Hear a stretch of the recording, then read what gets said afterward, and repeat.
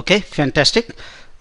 இப்போ வந்து கிளாஸ் பற்றி பார்க்க போகிறோம். ஸோ இதுதான் வந்து C++னுடைய அடிஷ்னல் ஃபீச்சர். ஸோ இதை பற்றி நம்ம கற்றுக்கிறது தான் ரொம்ப இம்பார்ட்டண்ட். ஸோ C++ல ஆப்ஜெக்ட் ஓரியன்டட் ப்ரோக்ராமிங் பண்ணலாம் அப்படின்றத பற்றி பார்த்தோம். ஸோ ஆப்ஜெக்ட் ஓரியன்டட் அப்படின்னாவே 3 கான்செப்ட்ஸை மட்டும் நம்ம ரொம்ப நல்லா தெளிவாக புரிஞ்சுக்கிட்டோம் அப்படின்னம்னா போதுமானது. ஸோ முதல் கான்செப்ட் என்கேப்சுலேஷன் அப்படின்னா ப்ரொடெக்டிங் மெம்பர்ஸ்.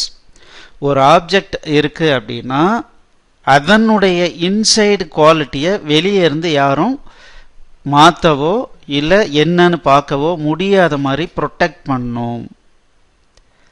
இப்போ ஒரு ஸ்ட்ரக்சர் பார்த்தோம். ஸ்ட்ரக்சரில் மெம்பர் வேரியபிளை நம்ம டிஃபைன் பண்ணோம். பட் நம்ம டிஃபைன் பண்ணிட்டோம்னா நம்ம எப்போ நம்ம வந்து அதை பேஸ் பண்ணி ஒரு ஆப்ஜெக்டை கிரியேட் பண்ணாலும் மெயின் ஃபங்க்ஷனில் இருந்தும் அதை ஆக்சஸ் பண்ண முடியுது. ஸோ கிளாஸ் அப்படிங்கிறதும் பார்த்தீங்க அப்படின்னா கிட்டத்தட்ட ஸ்ட்ரக்சர் தான். இது ஒன்றும் பெரிய வித்தியாசம் இல்லை, ஒரு ராக்கெட் சயின்ஸ்லாம் கிடையாது. ஸோ சின்ன சின்ன கோடிங் சேஞ்சஸில் சில இம்பார்ட்டன்ட் ஃபீச்சர்ஸை அதில் கொண்டு வந்திருக்காங்க. ஸோ அதில் ஒரு விஷயந்தான் என்னென்னா என்கேப்சுலேஷன். என்கேப்சுலேஷன்னா protecting members. அப்படின்னா அந்த பர்டிகுலர் டைப் ஆப்ஜெக்டால் மட்டும்தான் ஆக்சஸ் பண்ண முடியும் அப்படின்னு சொல்கிறாங்க. இதை ஒரு எக்ஸாம்பிள் பார்த்தா மட்டும்தான் உங்களுக்கு புரியும். ஸோ இது என்ன, இப்போ ஃபஸ்ட்டு என்ன பார்க்க போகிறோன்னா என்கேப்சுலேஷன். ஸோ இதுக்கு அடுத்தது நம்ம தெரிஞ்சிக்க வேண்டியது இன்ஹெரிட்டன்ஸ் அண்ட் பாலிமார்பிசம். ஸோ இப்போ நம்ம என்கேப்சுலேஷன் கான்சென்ட்ரேட் பண்ணலாம். ஓகே, இந்த என்கேப்சுலேஷன் அப்படின்னு வந்துருச்சுன்னா ஸோ முதல்ல அது இம்ப்ளிமெண்ட் பண்ணுறதுக்கு என்ன பண்ணாங்கன்னா புதுசாக ஒரு கீவேர்டை உருவாக்குனாங்க. அந்த கீவேர்டுக்கு பேர் தான் கிளாஸ். எப்படி ஸ்ட்ரக்ட்னு சொல்கிறோமோ அதே மாதிரி கிளாஸ் அப்படின்ற ஒரு புது வார்த்தையை உருவாக்குனாங்க. ஓகே, அது பக்கத்தில் ஒரு நேம் கொடுத்துக்கிறோம். எப்படி ஸ்ட்ரக்ட் ஒரு நேம் கொடுத்தோம் இல்லைங்களா, அதே மாதிரி கிளாஸ் ஒரு நேம். இதில் அடிஷனலாக பாருங்கள் 2 கீவேர்டு யூஸ் பண்ணியிருக்காங்க. ஒன்று ப்ரைவேட், இன்னொன்று பப்ளிக். ஸோ ப்ரைவேட் கோலன்னு போட்டுட்டு அதுக்கு கீழே எத்தனை டிக்ளரேஷன் மெமரி அலோகேஷன் ஸ்டேட்மெண்ட் வந்தாலும் இல்லை. இந்த கிளாஸில் இன்னொரு அட்வான்டேஜ் என்னென்னா இந்த மெம்பர்ஸ் அப்படிங்கிறது யார் அப்படின்னா ஒரு மெமரியாக இருக்கலாம். அதாவது மெமரியை வந்து அலோகேட் பண்ணுற டிக்ளரேஷன் ஸ்டேட்மெண்ட்ஸாக இருக்கலாம். அப்படி இல்லைன்னா ஃபங்க்ஷன்ஸே அந்த இடத்துல நம்ம ரைட் பண்ணிக்க முடியும். ஸோ இது ரெண்டுமே மெம்பர்ஸ்ன்னு சொல்கிறாங்க. ஸோ அந்த மெம்பர்ஸை ப்ரைவேட்டுக்கு அப்புறம் ரைட் பண்ணியிருந்தோம் அப்படின்னம்னா ஸோ அந்த மெம்பர்ஸை யார் ஆக்சஸ் பண்ண முடியும்னா இதே கிளாஸை பேஸ் பண்ணி யாராவது உருவாக்கியிருந்தாங்களா மட்டும்தான் அதை ஆக்சஸ் பண்ண முடியும்.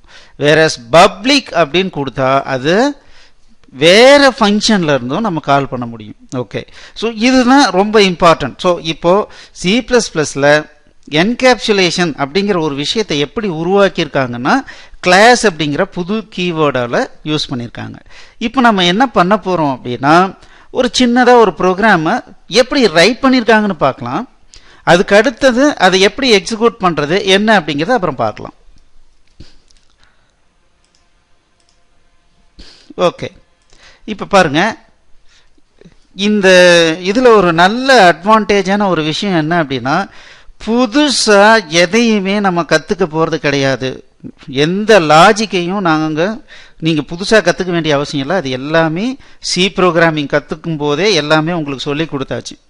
ஸோ இதில் என்ன பார்க்குறோம் அப்படின்னா ஜஸ்ட் இந்த அடிஷ்னலாக என்ன மெத்தடில் ப்ரோக்ராமை உருவாக்கியிருக்காங்கன்றது மட்டும்தான் பார்க்குறோம். ஏன்னா புதுசாக இதில் ஒன்றுமே கிடையாது. ஜஸ்ட் நம்ம எப்பயும் போல டிக்ளரேஷனு ஃபங்க்ஷன் எழுதுறது எல்லாமே அதே மாதிரி தான் யூஸ் பண்ணுறோம். ஒரே ஒரு வித்தியாசம் என்ன அப்படின்னா கிளாஸுக்குள்ளார எழுதுறோம். ஸோ இப்போ பாருங்கள், சிம்பிள் இன்ட்ரெஸ்ட் அப்படின்னு சொல்லிட்டு ஒரு கிளாஸை கிரியேட் பண்ணியிருக்காங்க. இந்த சிம்பிள் இன்ட்ரெஸ்ட்ன்ற கிளாஸுக்குள்ளார ப்ரைவேட் கோலன்னு போட்டு ஃப்ளோட் PRN அப்படின்னு சொல்லி 3 வேரியபிள் டிக்ளேர் பண்ணியிருக்காங்க. ஸோ இந்த மாதிரி டிக்ளேர் பண்ணியிருக்கிறது தான் என்னன்னு சொல்கிறோன்னா என்கேப்சுலேஷன் சொல்கிறோம். அப்படின்னா என்ன, பிரைவேட்டு கீழே வர்ற ஒவ்வொரு மெம்பரும் என்கேப்சுலேட்டட் மெம்பர். அப்படின்னா வேற யாரும் அதில் இருக்கிறத படிக்கவும் முடியாது, அதை மாடிஃபை பண்ணவும் முடியாது, டேம்பர் பண்ணவும் முடியாது. அப்போ அது ப்ரொடெக்ட் ஆயிருக்கு இல்லையா, அதுதான் என்கேப்சுலேஷன். இதே பப்ளிக்ல பாருங்க, ஒரு வேரியபிள் நம்ம டிக்ளேர் பண்ணியிருக்கோம், அதுக்கு கீழே சில மெத்தட்ஸை டிக்ளேர் பண்ணியிருக்கோம். இந்த மெத்தட்ஸ் எல்லாம் ஒன்றும் புதுமையாக எதுவுமே பண்ணல. இங்கே பாருங்க, வாய்டு ஒரு ஃபங்க்ஷன் நேம். ஸோ தென் ஏதோ ஒரு இன்புட் அவுட்புட் ஆப்ரேஷன் பண்ணியிருக்கோம். அதுக்கப்புறம் கேல்குலேட்னு ஒரு ஃபங்க்ஷன் எழுதியிருக்கோம், அது இன்புட் அவுட்புட் ஏதோ ஒரு கேல்குலேஷன் பண்ணி ஒரு வேரியபிளில் ஸ்டோர் பண்ணுது. கெட் சிம்பிள் இன்ட்ரெஸ்ட் அப்படின்னா பாருங்க, ஒரு ஃபார்முலாவில் ரிசல்ட்டை கேல்குலேட் பண்ணி ரிட்டர்ன் பண்ணுது.